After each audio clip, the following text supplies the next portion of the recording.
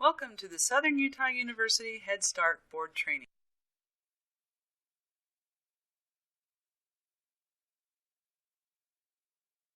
And this administration today, here and now, declares unconditional war on poverty in America. In his State of the Union address on January 8, 1964, President Lyndon B. Johnson urged Congress and the citizens of the United States to do everything necessary to end poverty in our country. With Sergeant Shriver at the helm, the war on poverty took shape as a comprehensive effort to address the needs of the nation's poor, nearly half of whom were children.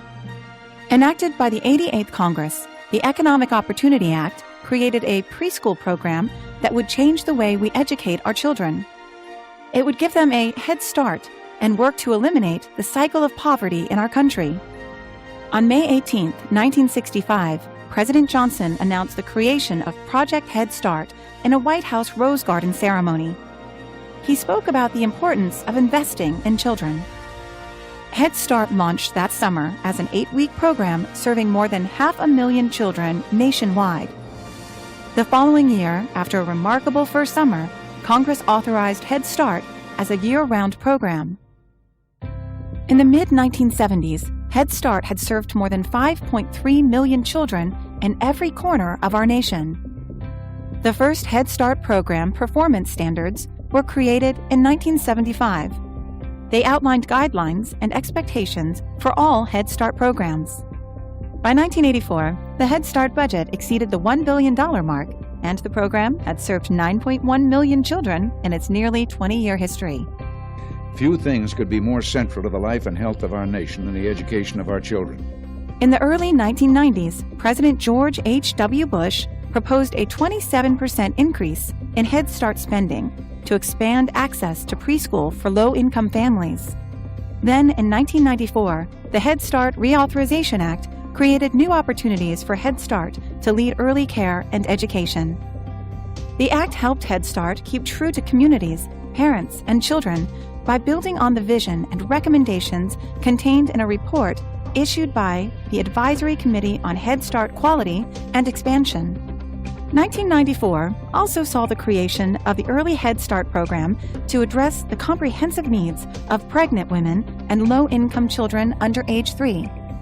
The Head Start Reauthorization Act of 1998 allowed for full-day, full-year services, set education standards for teachers, and focused renewed attention on school readiness and literacy. Our budget increases the funding for Head Start while giving it a clear mission.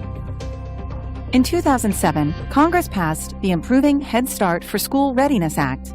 This act preserved Head Start as a federal to local program, strengthened state roles, and enhanced standards for education, workforce, and accountability. By 2010, with the help of federal, state, and local partners, Head Start had invested in more than 27 million children since its inception in 1965. But the path hasn't always been easy. The 112th Congress threatened to cut funding to Head Start, but the $1.1 billion budget decrease was rejected by the Senate. By April 2011, a budget was passed that enabled all current Head Start families to remain in Head Start programs. As the turbulence in Congress continued, the 2013 sequestration caused more than 57,000 children to lose their seats in Head Start classrooms. The $427 million budget cut had a massive impact on Head Start's ability to serve the most vulnerable children in our country. On January 13, 2014, Head Start programs breathed a sigh of relief when Congress passed a spending bill to fully restore funding. Later that year, Head Start received a $1 billion increase in funding, including a new investment in early Head Start childcare partnerships. The Obama administration then convened the best minds in education, both in the private and public sectors, at the White House Summit on Early Education. Early education is one of the best investments we can make, not just in a child's future, but in our country. Their mission was to recommit the country to providing quality early education for all our citizens. As Head Start turns 50 years old, we set out with renewed spirit, recharged conviction, and the reclaimed imperative to continue the war against poverty by inspiring all of our young people to learn and achieve. With 32 million alumni and 50 years of opportunity, we're all part of one historic change.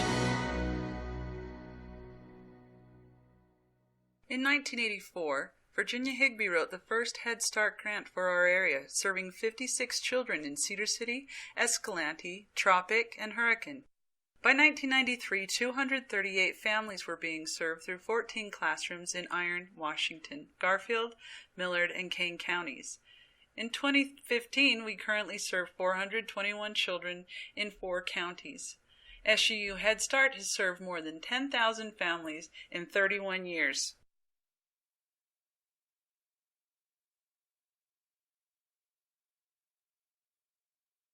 In 1985, the Head Start grant was $90,000. By 1995, we were up to $374,000. In 2005, $2.7 million.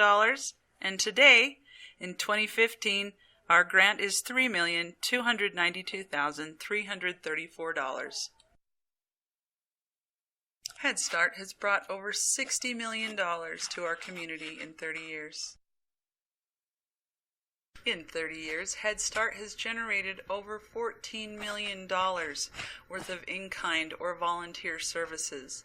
Most of these services come from our Head Start parents who volunteer in the classroom and work with their children at home.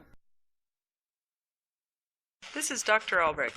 He is a local pediatric dentist who travels to all of our Head Start centers to see every Head Start child and visits with them for follow-up if needed.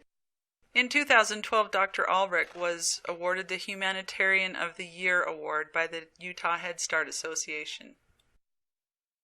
Head Start works with SUU nursing students who get hands-on experience while helping the Head Start kids get the health tests they need complete. One student nurse told us she used to be a Head Start student. She was so happy to be able to give something back to Head Start. Here are just a few of the experiential learning opportunities Head Start has available for SUU students.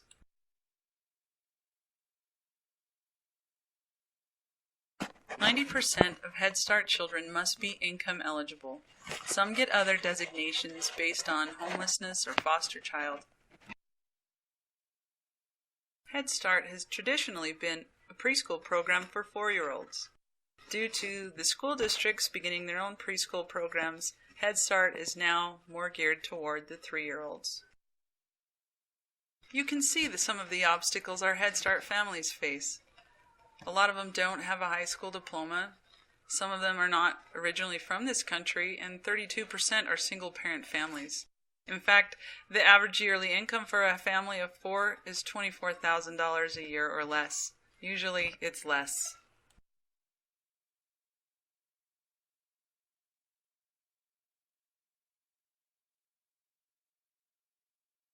Here is a map of our service area. Our service area still includes Garfield and Kane, even though we don't currently have classrooms there.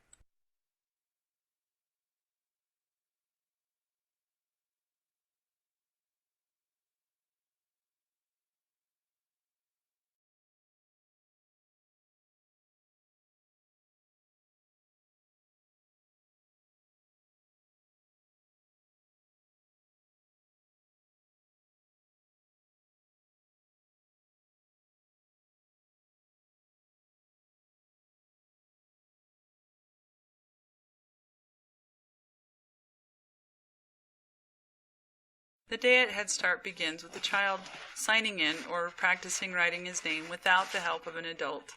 We have center time and we play outside every day, even on days when it's cold. Sometimes we hear people say, "But they're just playing." But to a preschooler, that's how they learn.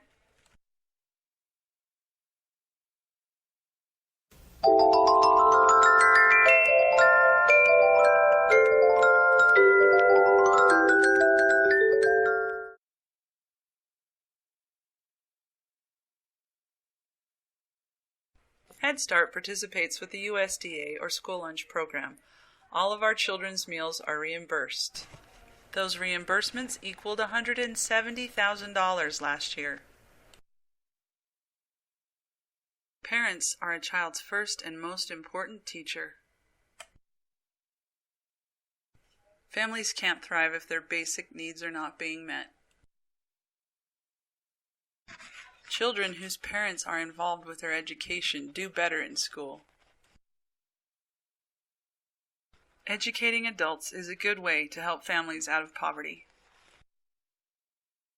We work with families to help them set goals to improve their future. Some want more job training, some want further education.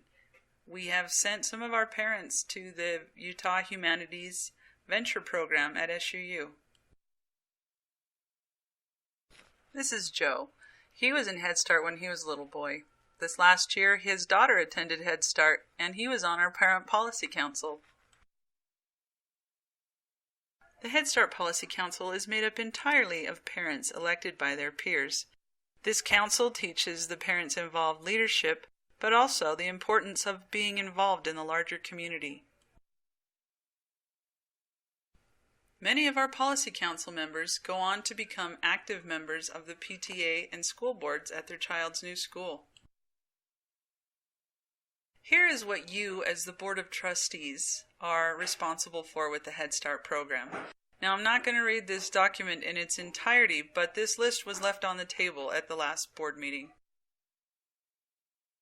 The governing body shall have legal and fiscal responsibility for administering and overseeing the programs, including safeguarding of federal funds. Also, I want to point out important parts of this: establishing procedures and criteria for recruitment, selection, and enrollment of children, which you just did, and reviewing all applications for funding and amendments. You are responsible for reviewing and approving all major policies, including the annual approval of the operating budget, which you will be doing very soon, and monitoring the agency's actions to correct any audit findings and other actions necessary to comply with applicable laws. And the rest I will give you a few minutes to read yourself.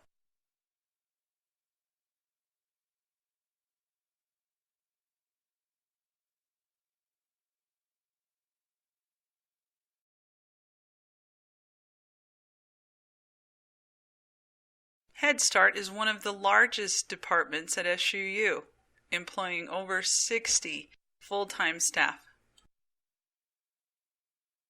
The Head Start performance standards have been rewritten and are under comment by the Head Start community.